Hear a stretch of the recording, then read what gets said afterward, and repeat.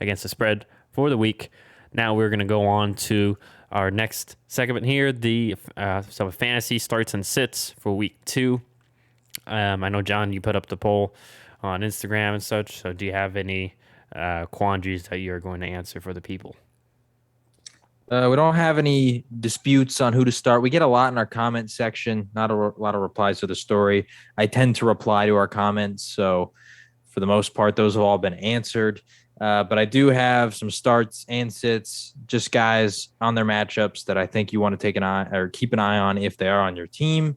So this week for the quarterbacks for starting, as much as it pains me to say, Justin Herbert. Like I said, no DeMarcus Lawrence. They're not going to get a lot of pressure on him. So I think that that's going to give him a lot of time to pick apart this Cowboys secondary. So I expect him to have a big week.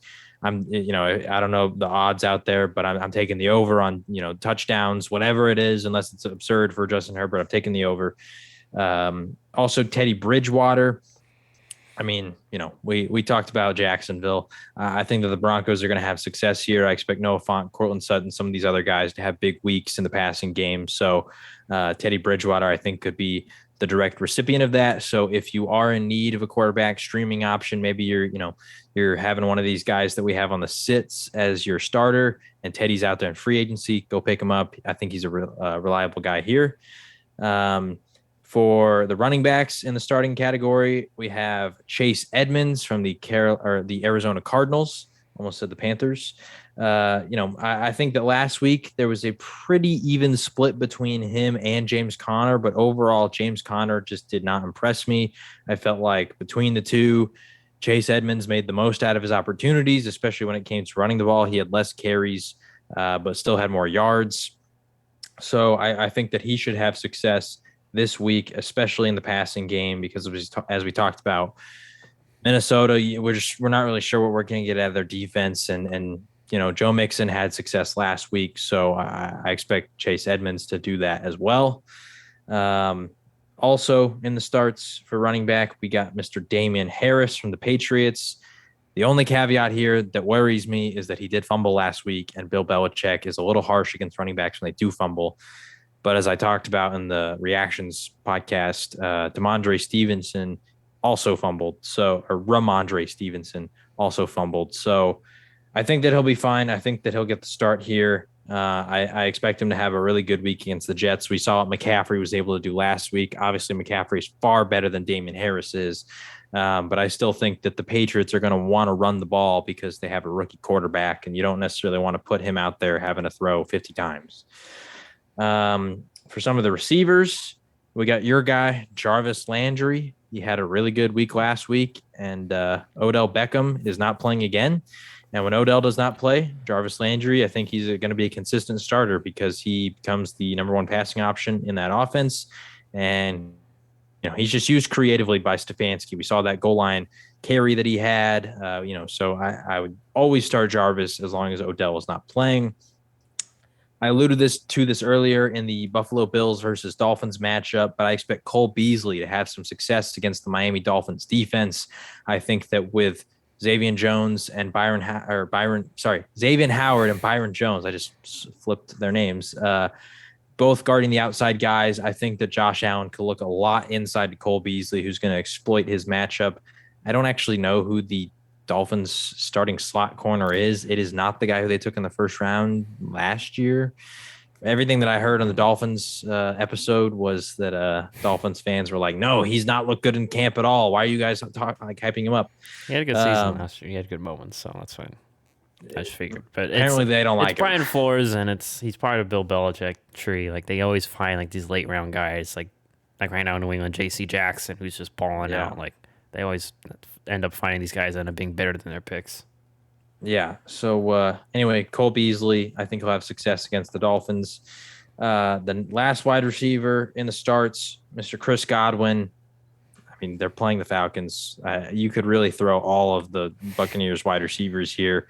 But I think that Chris Godwin, he had a lot of success last week. I think that's going to repeat. I think that he's very similar in sort of play style, stature, attributes to Jalen Reagor, and Jalen Reagor had a really good week last week, and Godwin is clearly better than Reagor is, but just play style wise, I think they're similar. So I expect him to pick apart the Falcons defense. And then for tight end, Noah Fant. Like I said, I think the Broncos offense as a whole is going to have success here. But I think that Fant could be a direct beneficiary of Jerry Jeudy not being on the field, because Jerry Jeudy works a lot over the middle. That's where tight ends typically tend to play as well. So I think Noah Fant could be one of the players that fills some of that target share that Jerry Jeudy is leaving. So that is our starts for the week. For the sits, quarterbacks, going to run through these really quick. Ben Roethlisberger. We talked about the offensive line issues that they have. We talked about the matchup that they're playing against the Raiders, who put, Lamar Jackson under a lot of pressure last week. I expect this to be a game where they try to run the ball. Really, I think that Najee Harris is going to be the one who's getting a lot of the work here. He did last week as well, didn't have success, but I think he'll have more success this week than he did last. And so I'm not expecting this to be a good Big Ben week. And then also Carson Wentz. You're playing the Rams. Jalen Ramsey's going to take away one receiver the whole game. Aaron Donald's going to be running, at you every single play. And as we saw with David Montgomery last week, the run game had success against the Rams, which is a little shocking because last year the Rams had a really good run defense. So I expect Indianapolis to take notes from that game and say, Jonathan Taylor, here you go. Take the ball. Let's have success. Now, if the Rams tighten things up and that doesn't happen, maybe I'm wrong on this one, but I'm expecting the Colts to come out and try to run the ball a little bit more, control the pace of the game to take the ball away from Matthew Stafford and the Rams offense. For the sits at running back, Josh Jacobs and James Robinson. For Josh Jacobs, they're playing Pittsburgh. That's just a really tough matchup for any running back. And I just wasn't super impressed about him last week against Baltimore. And I think that Pittsburgh's a tougher front seven than Baltimore is. Kenyon Drake's always a factor to steal touches. And so I don't know, Josh Jacobs, he's just a little too inconsistent for me to play him against a really tough matchup like the Steelers. And then for James Robinson, I like James Robinson a lot, but it seems like, unfortunately, Urban Meyer does not. The guy had 25 yards on 5 carries. That's good for 5 yards a carry. That's for an NFL running back. And Urban just did not give him much of a workload at all. And they're playing Cleveland, who, has a pretty decent front seven. So, they're not playing Cleveland. They're playing Denver. They're playing Denver, who has, a really solid front seven. Bradley Chubb, good run defense. Justin Simmons is really good against the run. So, I don't know. The Urban Meyer effect on James Robinson's value this year worries me. And I think we could be stepping into a territory where maybe even Carlos Hyde becomes the most valuable back in Jacksonville, which seems unfortunate. For wide receiver, Laviska Shenault for the Jags. I think that playing Denver, he's going to go against Bryce Callahan, who is arguably the best slot corner in the entire league. And so I think that it just could be a tough matchup for him. And like I said, I think that Noah Fant and the Broncos offense is going to have success. And so I think that could easily lead to the Jaguars maybe playing from behind. And for me, that leans more to Marvin Jones and DJ Chark having success in the Jaguars offense, because Trevor Lawrence might just start chucking it deep to try and catch up like he did last week. Next, a wide receiver on the sits, we got Robbie Anderson from the Panthers. I was really concerned with Robbie's workload last week. He was behind both Terrace Marshall Jr. and DJ Moore in targets.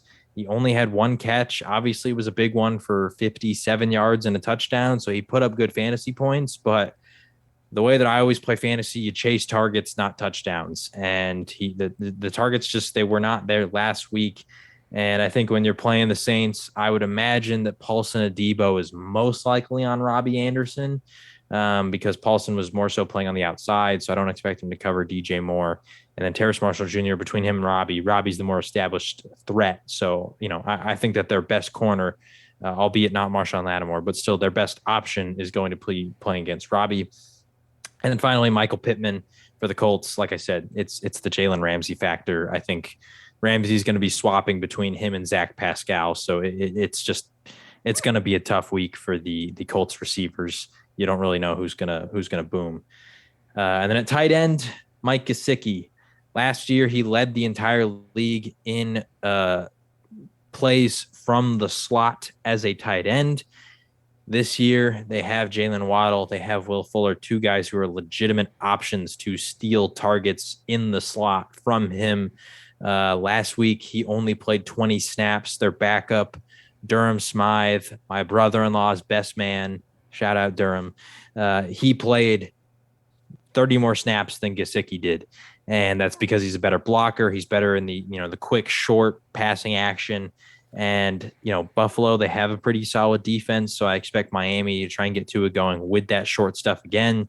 And I think that, we could just see another week where Gesicki, might not play a whole lot. And when he does, he probably isn't, one of the top two, maybe even three options. So those are my starts and sits.